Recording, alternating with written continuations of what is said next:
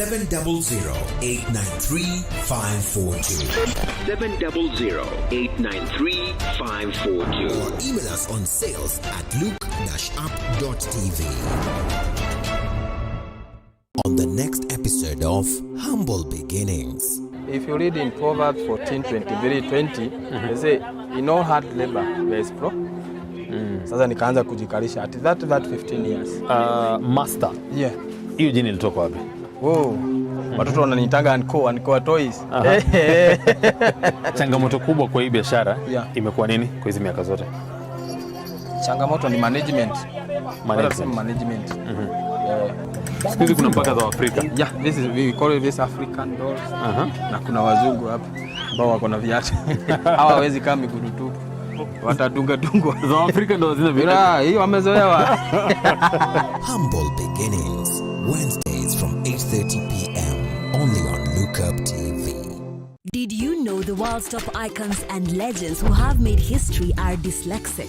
Dyslexia is a learning disorder that is characterized by difficulty in reading due to problems with identifying speech sounds and learning how they relate to letters and words. Dyslexia affects areas of the brain that process language. Symptoms include delayed speech, learning new words slowly, and a delay in reading. These legends made it, and so can your child.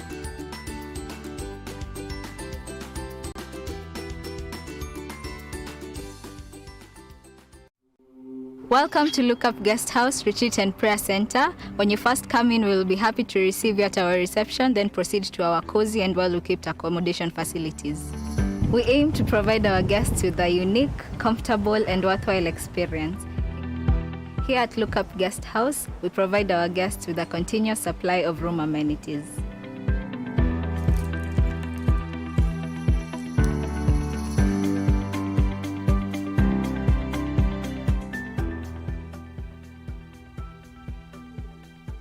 A cool environment for all your retreat activities. Look Up Guest House, Retreat and Prayer Center. For reservation, contact us on info@lookupguesthouse.org or call us on 0746 788 707.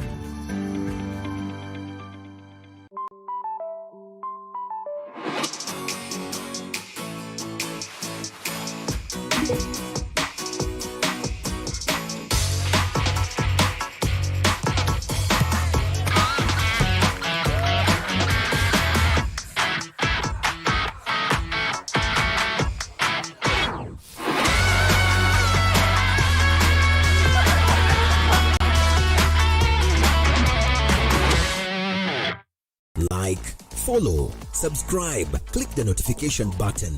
Join the Look Up TV movement now.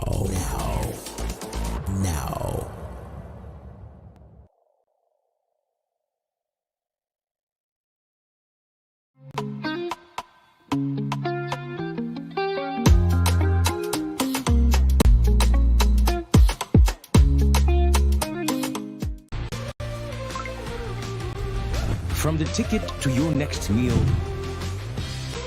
to your ticket to the next holiday, it's an easy way to ask for a boost when you're low. And keeping track of everything on the go. The future of money is simple, and it's here.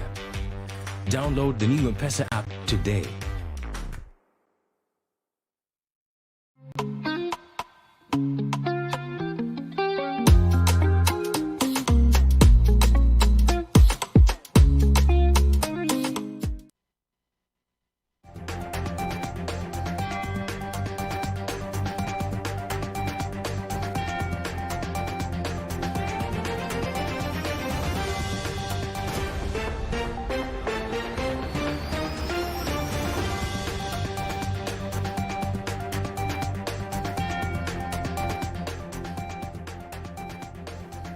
A very good afternoon. Thank you so much for tuning in. This is Look Up TV. The hashtag is trending news with me, Nancy Lima. Great stories lined up for you. Changes in the cabinet, reshuffling here and there. Eugene Wamalwa, Monica Juma, Charles Keter will be letting you know about that just shortly. But first, let's take a look at the highlights.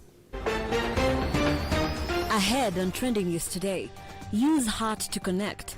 World Heart Day marked today, highlighting the power of digital health to improve awareness as cardiovascular illnesses claim over 18 million lives every year. All Kenyans above 18 years of age to register as members of NHIF as part of a new bill passed by Parliament. And the Nairobi County Assembly has approved the decision to hand Uhuru Park and Central Park, which are located next to the Central Business District, a facelift.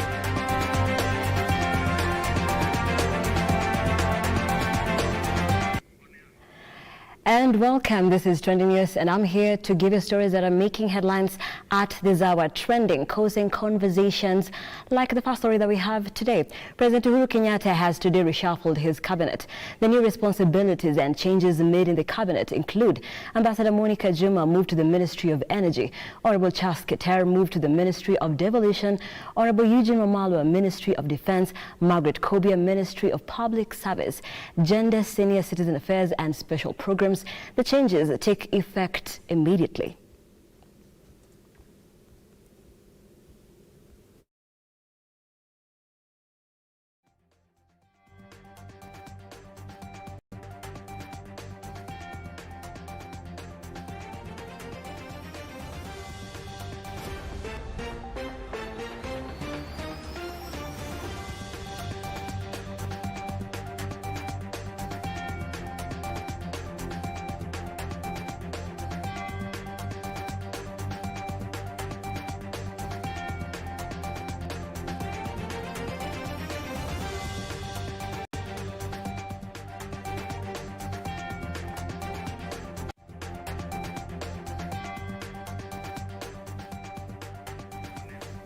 And there is a lot of talk about the changes, the reshufflement in the cabinet. And I'd like to pick your thoughts on the same using the SMS number 20374 at Look Up TV on Twitter, Look Up TV on Facebook. Let me know what you think about the few changes that have been made in the cabinet reshufflement by the president this afternoon. And moving on, today Kenya joins the world in marking World Heart Day. Heart Day is celebrated annually to spread, awareness about importance of keeping the heart healthy. According to the World Health Organization, over 18 million people die from heart disease worldwide every year. This year, the theme is history and significance.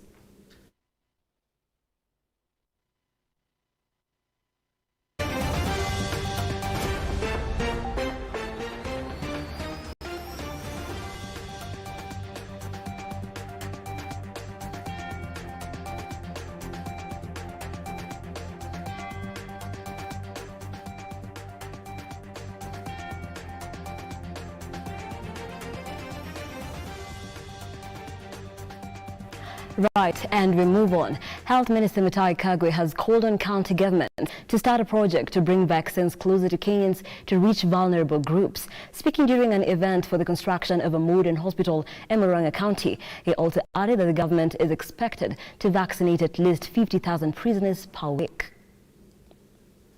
The Minister of Health through Minister Mutahi Kagwe has called on the county governments to start a project of bringing vaccines closer to the people to vaccinate the most vulnerable in their homes. He said it was sad to wait for the elderly to travel to the hospital to get vaccinated. He also added that the government plans to vaccinate more than 5.8 million people by October 20th. He said that those who do not get vaccinated risk their lives and that of others. He also commended Murang'a County for being among the few counties that provided the highest coverage to more than 70,000 residents, including Nyeri and Kisumu. Elsewhere, the government has begun vaccinating corona vaccine for inmates and prison staff, aiming to vaccinate 50,000 inmates every week. The launch was led by Interior Minister Fred Matiang'i and his health counterpart Mutahi Kagwe, who announced that prison visits would resume and many prisoners would be vaccinated to improve their health and protect them against COVID-19. Mutahi Kagwe added that Kenya has ceased from providing Pfizer vaccines due to lack of enough syringes. This comes after Kenya received over 700,000 Pfizer doses and another batch of Pfizer doses arrived in the country last week. Irene Mwangi, Look Up TV, Nairobi. Thank you, Irene Mwangi. And now we move on to some very positive news. Kenya has been ranked 3rd in Africa on the World Quality of Life Index FOE 2021. The country has also ranked 54th globally in the state of cybersecurity, 58th in the internet infrastructure development, and 71st on online government services or e-government. The Digital Quality of Life Index evaluates the state of cyber advancement in countries based on 5 digital well-being pillars. The country has been ranked 79th in the World Digital Quality Index of Life 2021. The study, which is in its 3rd edition, ranked Kenya 79th among 110 countries ranked. The global study has also shown that Kenya, which was ranked top in Africa in the last ranking, has dropped 2 places to 3rd place in the continent. The study, which ranks the state of the internet for about 90% of the world's population, is conducted by the cybersecurity company Surfshark, which evaluates countries based on a set of 5 fundamental digital well-being pillars. Kenya performed best in e-security, where it ranked 54th, e-infrastructure, which involves the advancement of locally developed online presence, at position 58 of 110 countries, and a low rank of 101st on internet affordability among citizens. The country was ranked a lowly 108th in internet quality and 71st in the state of e-government. Overall, the country has dropped from the previous position 77 to position 79 in this year's study. Kenya ranked above Zambia, Tanzania, and neighboring Ethiopia to emerge 3rd best in cyber strength in Africa. The study suggests that 85% of Kenyans use the internet, placing the country top in e-infrastructure regionally. Additionally, e-security in Kenya is at 10% above the global average and the best among its neighbor countries. The country, however, has a long way to go in improving its digital well-being, especially in the areas of internet affordability and quality. Kenya's gross domestic product, or GDP per capita, is equivalent to that of Nigeria, but Nigeria's internet quality has been ranked much higher than that of Kenya. Nigeria ranks at position 56 on the internet quality pillar, while Kenya remains amongst the lowest ranked in the list of 110 countries included. The study found that Kenyans have to work close to 13 hours to be able to afford broadband internet package, which is twice as much as the global average. Further, internet users in South Africa have to work 9 times less than their Kenyan counterparts to afford mobile internet and 8 times less to pay for broadband internet. Tanzania has been ranked 97th, higher than Kenya, which is at 108th on the quality of internet available. South Africa has been ranked best on the continent. Waris Kimathi, Lookup TV, Nairobi. Kenya right there seems to be performing very well when it comes to the African ratings. Good job for us all, I believe. Citizens will now be prohibited from accessing Uhuru Park and Central Park for at least 3 months to pave way for the public places to undergo renovation. This comes after the Nairobi County Assembly today approved a motion that will see the 2 parks at the heart of the city get a facelift given their wanting state. The Nairobi County Assembly has approved the motion for immediate closure of the Uhuru and Central Parks at the heart of the city to allow restoration of parks to their former glory. Majority Leader Abdi Guyo, who was the mover of the motion, explained that plans to renovate the parks were mooted following the consultations with the Nairobi Metropolitan Services NMS and City Hall. Notably, the county government is charged with taking care of the parks and green spaces such as Uhuru Park, Central Park, Mishuki Memorial Park, and Jaramogi Park, among others. The MCAs called on the NMS Director Mohamed Abadi and Nairobi Acting Governor Anne Kananu to notify the public and subsequently order for the closure of the 2 parks to allow for renovations. Mimi nafanya kazi ya photographer hapa Uhuru Park na nimekaa hapa kwa muda wa miaka 20. Hivi sasa Uhuru Park imefungwa na tumepata shida, ni pigo kubwa kwa upande wetu.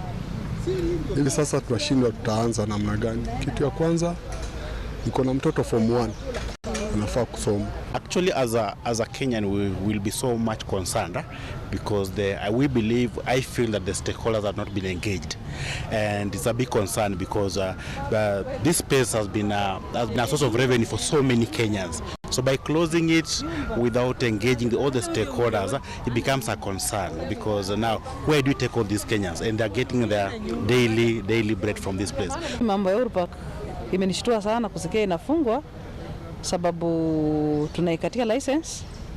Tumepigwa na corona sana, tumekaa nyumbani. Leo hii tunaambiwa tutoke na tujaambiwa mahali tunaenda.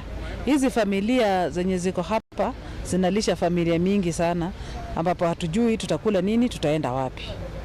Hiyo ndio tunashangaa, na tunaomba wale wakubwa wetu watutetee, sababu sisi ni wanyonge, hatuna haki.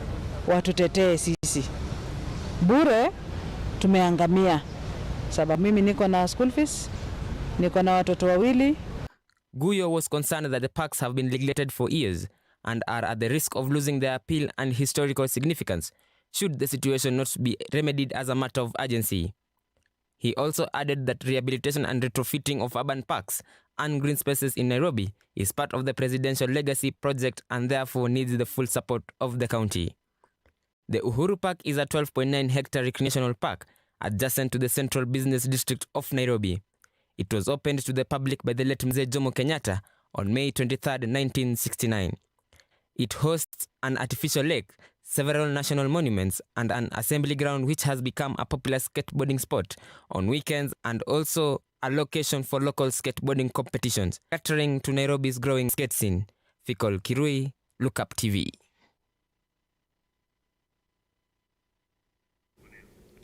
Thank you, Fikol Kimtai, for that story. Now, the price of oil has climbed up above $80 a barrel, hitting the highest level in 3 years. The prices have been rising for 7 consecutive days on the back of the energy crisis in Europe. This comes as the country faces an increase in the price of fuel, with members of parliament now questioning the Ministry of Energy and the Ministry of Petroleum. On the same as EPRA says, the National Treasury, the Ministry of Energy and Parliament are only the state agencies that can influence the price of fuel in the country. Oil prices climbed above $80, which is more than 800 shillings a barrel on Tuesday, hitting their highest level in 3 years as the pound slumped. Brent crude, the international benchmark, rose to as much as 80.69 on the day, the most since October 2018. Analysts believe that oil prices will continue to rise amid surging demand and tight supplies. Investment bank Goldman Sachs said Brent could hit $90 per barrel by the end of the year, warning that rising input costs, higher gas prices and weaker growth were likely to weigh on the European corporate profit growth for 2021. Oil prices slumped at the start of the pandemic. In April last year, they fell below zero for the first time in history as lockdown wiped out demand while producers continued to pump crude from their wells. A dramatic surge in natural gas prices has also made oil a relatively cheaper alternative for power generation, which in turn has increased demand. This comes amidst the rising cost of fuel in the country, which has brought about a debate in the National Assembly, who summoned the Energy Petroleum Regulatory Authority. According to Energy and Petroleum Regulatory Authority Director General Daniel Kipto, the National Treasury, the Ministry of Energy and Parliament are the state agencies that can influence the price of fuel in the country. Kipto told senators that the regulator had no powers to reduce fuel prices since it tabulates the pricing using a formula approved by Parliament and the National Treasury. He added that EPRA did not subsidize fuel this month because the National Treasury did not approve use of Fuel Stabilization Fund, which it often taps to cushion consumers. On Tuesday, Kipto told the National Assembly Committee on Finance and National Planning that the Fuel Stabilization Fund had been used in the last 4 months. However, the last review on September 14, 2021 shows that resources from the fund were not utilized, leading to increase in kerosene, super petrol and diesel by 12.97 shillings, 7.54 shillings, and 7.94 shillings per litre respectively. Kipto said 8.7 billion from the fuel stabilization kitty had so far been spent on subsidizing fuel prices. When legislators questioned the taxes and levies on fuel, Kipto said the answers lied with the legislators, the National Treasury and the Ministry of Energy, who can set or revise the components of the fuel pricing formula. The National Assembly Speaker Justin Muturi directed the Standing Committee on Finance and National Planning to table a report on the fuel prices increase by EPRA within 14 days. Now, this is due to its urgency and effects it has on Kenyans. The committee is also required to attach a draft bill to the report for any approval for publication proposing legislative intervention to the House. Brian Amwai, Lookup TV, Nairobi. Thank you, Brian Omoy, for that report. And just to run over our top story today, the president has this afternoon reshuffled his cabinet, and the following cabinet secretaries have been moved to different dockets. Ambassador Dr. Monica Juma has been moved to the Ministry of Energy. Honorable Charles Keter moved to the Ministry of Devolution. Honorable Eugene Wamalwa moved to the Ministry of Defense. And Professor Margaret Kobia, Ministry of Public Service, Gender, Senior Citizen Affairs and Special Programs. We'll take a very short break, but do tell us what you think about the reshuffling of the different cabinet secretaries to different dockets. The SMS number is 20374 at Lookup TV on Twitter, Lookup TV on Facebook. Don't go too far.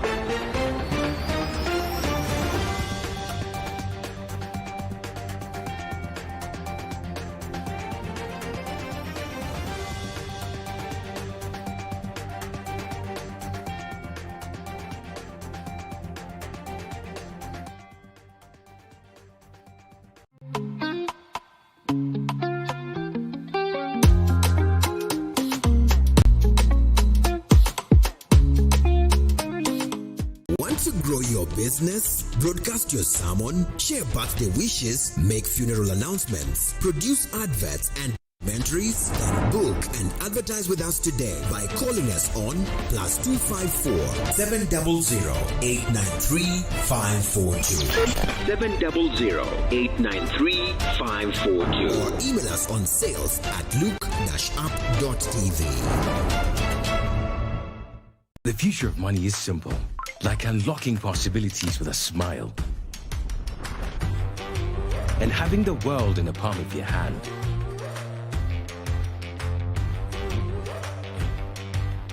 It's the ability to touch many lives at the same time and turn your dreams into reality. It's forgetting and still remembering. Simple is having everything that you love in one place. From the ticket to your next meal, to your ticket to the next holiday. It's an easy way to ask for a boost when you're low. And keeping track of everything on the go.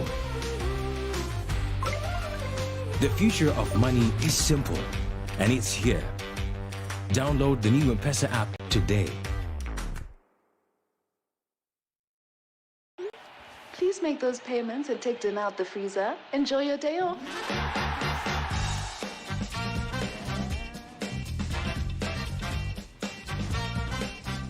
Hey. How was your day? Great. Did you pay the bills? Abby did it. And the plumber? Abby did it. Send money to your mom? Abby did it. Who's Abby? Bank on WhatsApp with Abby, your 24/7 digital personal banker. Another digital innovation that gets things done. That's Africanacity. That's Absa. Did you take dinner out the freezer?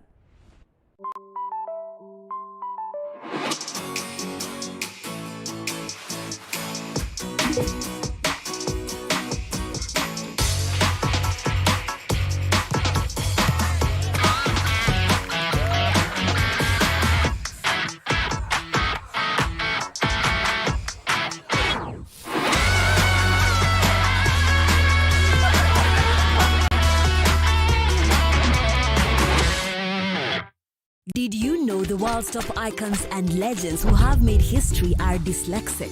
Dyslexia is a learning disorder that is characterized by difficulty in reading due to problems with identifying speech sounds and learning how they relate to letters and words. Dyslexia affects areas of the brain that process language. Symptoms include delayed speech, learning new words slowly, and a delay in reading. These legends made it, and so can your child.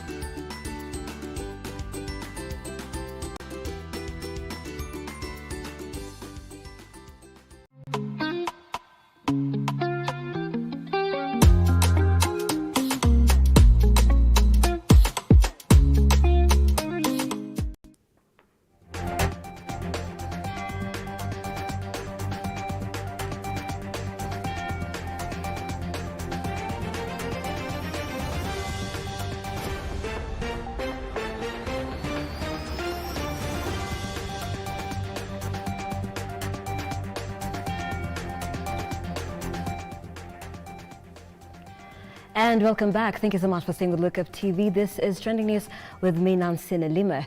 Remember, you can connect with me using the SMS number 20374. Let me know what's trending, where you are. What are your thoughts on the reshuffling of the cabinet by the president through the spokesperson Kanza Dena this afternoon? Now, President Uhuru has reshuffled the cabinet. The new responsibilities and changes made in the cabinet include Ambassador Monica Juma moved to the Ministry of Energy, Honorable Charles Keter moved to the Ministry of Devolution, Honorable Eugene Wamalwa, Ministry of Defense, Margaret Kobia, Ministry of Public Service, Gender, Senior Citizen Affairs and Special Programs. And I'll just be taking a few of your feedback concerning the same story. Senator Millicent Omanga says the cabinet reshuffle, though, those are her sentiments right there. And I am Chero says, and we shall be having these two humans. Anyway, Kenya is safe with the two state machinery, that is Matiang'i and Eugene Wamalwa. And just one more feedback before we continue. Hoka. Okay. And concerning the changes, Rain says Coconut Head never saw the cabinet reshuffle coming. It is so declassified. Those are the sentiments. Keep those comments coming in. I will be reading them at the tail end of the bulletin. And now let's continue. The Nairobi City Water, Sewage and Company has announced the cut of water supply along Mombasa Road as from tomorrow at 6 a.m. to the 1st of October 6 a.m. This is as a result of the ongoing construction of the Nairobi Express Highway. The company's managing director, Muguna, in a notice published today, say that the activity will take 2 days. The shutdown will facilitate the interconnection of the relocated pipeline to the old pipeline from the junction of Bunyala Road and Uhuru Superhighway to the junction of Lusaka and Mombasa Road. The residents along that area have been advised to use the available water sparingly as the company works towards restoring the supply. Since the construction of the Nairobi Superhighway, there has been an interruption of water supply to most areas. As from tomorrow morning to Friday 6 a.m., there will be no water supply along Mombasa Road. The areas that will be greatly affected by this activity are Jomo Kenyatta International Airport, SGR, Athi River Export Processing Zone, Coca-Cola, Imara Daima, Embakasi Estate and Tasia Estate. Other areas to be affected are estates along Jogoo Road, including Bahati, Makadara and Maringo, the General Administration Unit and Administration Police Training Schools, Nairobi Inland Container Depot, and the whole of industrial area and adjacent area. Now, residents here have been advised to use the available water sparingly. The Nairobi Expressway is set to be completed in March 2022 after the December deadline seemingly became a tall order. The construction of the expressway has seen Mombasa Road users experience long, exhausting hours in traffic. Right, and that story was voiced by Brian Mwai, but it was written by Celine. And moving on, all Kenyans at least 18 years of age will now be required to register as members of NHIF as part of a new bill passed by Parliament. According to the amended NHIF Act, all Kenyan citizens will be required to make payments to the fund as it transforms to provide universal health care coverage. Calvin Kodalo with that story. As part of changes approved by Parliament yesterday, all Kenyans who have attained the age of 18 years will be compelled to be members of the National Hospital Insurance Fund, NHIF. NHIF now expects that every member of the fund will pay 6,000 Kenya shillings annually or 500 Kenya shillings every month. The bill that was pushed by President Uhuru Kenyatta's government is in an effort to fund the Universal Healthcare Program and has attracted the support of Deputy President William Ruto, who deemed the amendment bill as the most important in the 12th Parliament's term, as it would expand the access of healthcare to those who have struggled to afford it.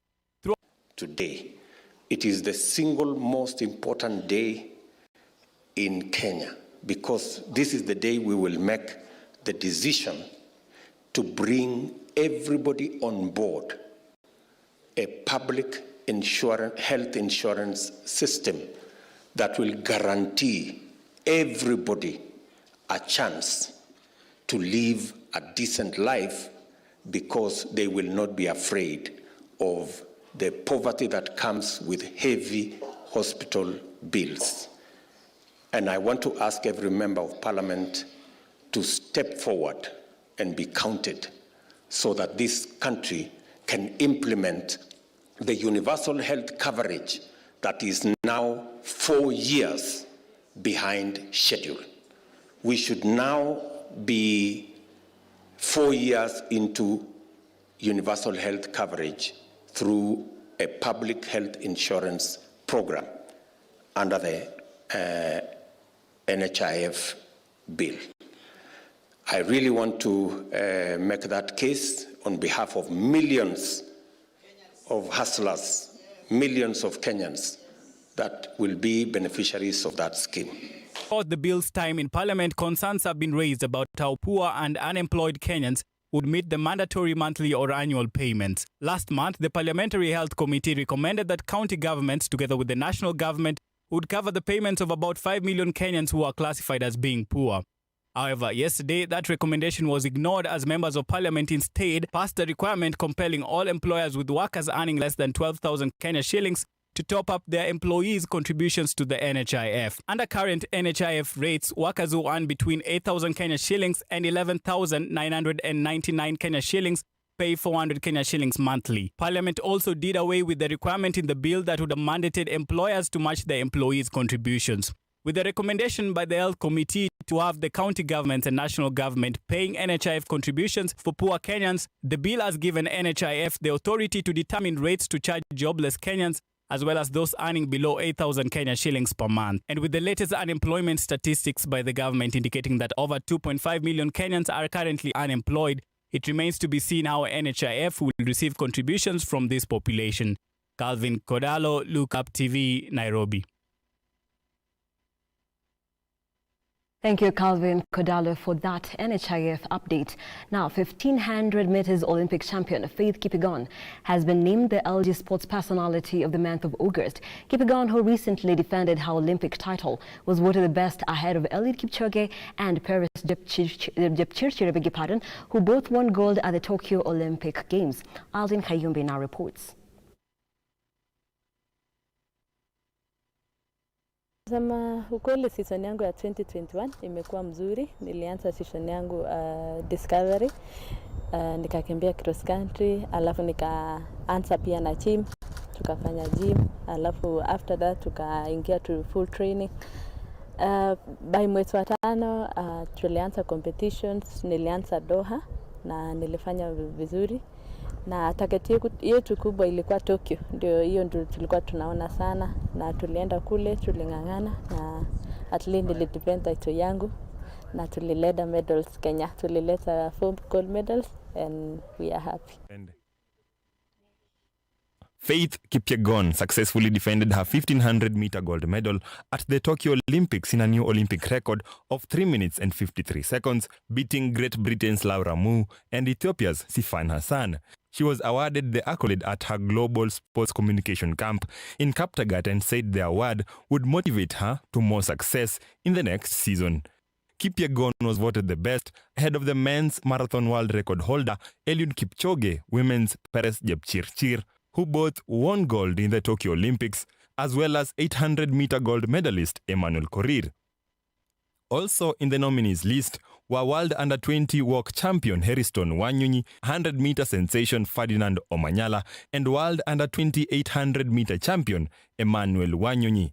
She also becomes the 4th female athlete in 2021 to lay hands on the coveted award, previously won by the likes of Kipchoge, Geoffrey Kamworor, Kenya Sevens star Jacob Oje, and 800-meter Commonwealth champion Wycliffe Kinyamal, among others. Alvin Hayumbi, Look Up TV, Nairobi. Thank you, Alvin Kayumbi, for that sporting action. That brings us to a close here on Trending News. But just to sample your feedback, as I had promised, just to look at the comments that are coming through on Facebook. Ari Mwangi says, watching from Lavington. Thanks, Nalima and Look Up TV, for the updates. Thank you. And Sally Daniel says, the surging oil prices may cost Honorable Keter his job. Enjoying Look Up TV news from Athi River. Now Keter has been moved to devolution, so we'll be waiting to see how that goes. And Paris Mwangi says, watching from Amboseli, keep up the good work, Nalima, and you look stunning. Thank you. And just to sample more of your feedback that is coming through on our Twitter handle. And of course, cabinet reshuffle trending all the way up there. The changes that have been made: Monica Juma has been moved to energy, Honorable Keter to devolution, Wamalwa to defense, and Kobia to the Ministry of Affairs. To the Ministry, I beg your pardon. And Monica Kobia has been moved to the Ministry of Gender, Senior Citizen Affairs and Special Programs. And Amakanji Thomas says, Cabinet reshuffle was not done by Raila, but he might have an input since he's also the people's president. Baba was just chairing the Central Committee meeting of the strongest party in Kenya, which is ODM. Those are the thoughts of Amakanji Thomas. And Mohamed Juma says, Honorable Sankok insinuated that the country is on autopilot, that the cabinet has not met for the last 8 months, and hence the changes that we have seen today. And just to sample one more, Monica Juma is the new CS. There is Caxton P. Kigata. Eugene Wamalwa takes over. Very many changes in this new government approaching the 2022. And now we take you to State House, where government spokesperson Kanzadena is addressing the press concerning the changes, the reshufflement in the cabinet. It was recorded earlier today. Section 3B of the Constitution, the following reorganizations and transfers of functions are made. First department. The State Department for Arid and Semi-Arid Land has now been transferred to the Ministry of Public Service and Gender. 2. The State Department of Social Protection, Pensions and Senior Citizens has been transferred to the Ministry of Public Service and Gender. 3. The State Department of Special Programs is transferred to the State Department of Social Protection, Pensions and Senior Citizens Affairs, and the department will hereby be renamed as the State Department for Social Protection, Senior Citizens Affairs and Special Programs. The Ministry of Devolution and the ASOLs, that is the Arid and Semi-Arid Land, is hereby reconstituted and renamed as the Ministry of Devolution. The Ministry of Public Service and Gender is hereby reconstituted and renamed as the Ministry of Public Service, Gender, Senior Citizens Affairs, and Special Programs. And finally, the Ministry of Labor and Social Protection is hereby reconstituted and renamed as the Ministry of Labor. 2. Reassignment of Cabinet Secretaries. In accordance with Article 155, Section 5A of the Constitution, the following Cabinet Secretaries have been reassigned. Cabinet Secretary Ambassador Dr. Monica Juma moves from the Ministry of Defense to the Ministry of Energy. Cabinet Secretary Honorable Charles Keter moves and becomes the Cabinet Secretary of the Ministry of Devolution. Cabinet Secretary Honorable Eugene Wamalwa now takes over the Ministry of Defense. Cabinet Secretary Margaret Kobia retains her portfolio, but as you saw earlier, it was she got more duties, and with the new ministry, it will now be the Ministry of Public Service, Gender, Senior Citizens Affairs, and Special Programs. 3. The reassignment of principal secretaries. Right, and that is government spokesperson Kanzadena addressing the press earlier, just a few minutes ago at the State House, where she was talking about the reshuffling of the cabinet secretaries and also the reconstitution of ministries, transfer of functions to different ministries, and the reassignment of cabinet secretaries. Of course, Dr. Monica Juma to the Ministry of Energy, Charles Keter, the Ministry of Devolution, Honorable Eugene Wamalwa to the Ministry of Defense, and Professor Margaret Kobia, the Ministry of Public Service, Gender, Senior Citizen Affairs, and Special Programs. That is it from us here on Trending News. I am Nancy Nalima. Thank you so much for watching, and more of that story and analysis in our subsequent bulletins. Taarifa Kuu at 7 p.m. with Lamek Aungo and Sale Limo. Do stay with Lookup TV. Have a pleasant evening.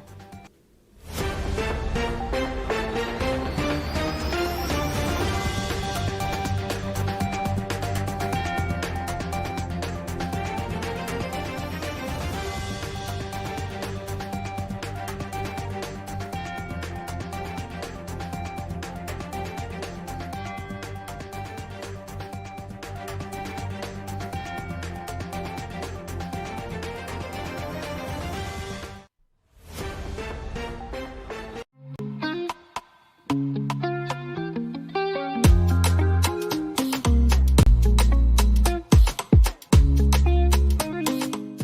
to grow your business? Broadcast your sermon, share birthday wishes, make funeral announcements, produce adverts and documentaries, then book and advertise with us today by calling us on +254 700 893 542 700-893-542 or email us on sales@look-up.tv.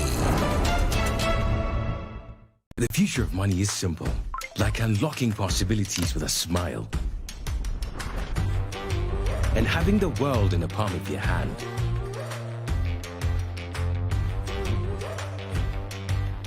It's the ability to touch many lives at the same time and turn your dreams into reality. It's forgetting and still remembering. Simple is having everything that you love in one place. From the ticket to your next meal, to your ticket to the next holiday. It's an easy way to ask for a boost when you're low. And keeping track of everything on the go. The future of money is simple, and it's here. Download the new M-Pesa app today. Please make those payments and take dinner out the freezer. Enjoy your day off.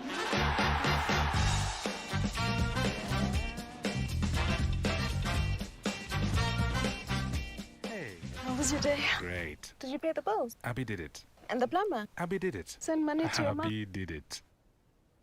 Who's Abby? Bank on WhatsApp with Abby, your 24/7 digital personal banker. Another digital innovation that gets things done. That's Africanacity. That's ABSA. Did you take dinner out the freezer? Did you know the world's top icons and legends who have made history are dyslexic? Dyslexia is a learning disorder that is characterized by difficulty in reading due to problems with identifying speech sounds and learning how they relate to letters and words. Dyslexia affects areas of the brain that process language. Symptoms include delayed speech, learning new words slowly, and a delay in reading. These legends made it, and so can your child.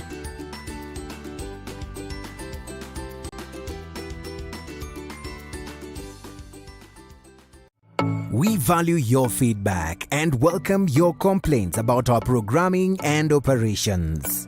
Feel free to get in touch with us through 0700 893 542 or send us an email to views@look-up.tv.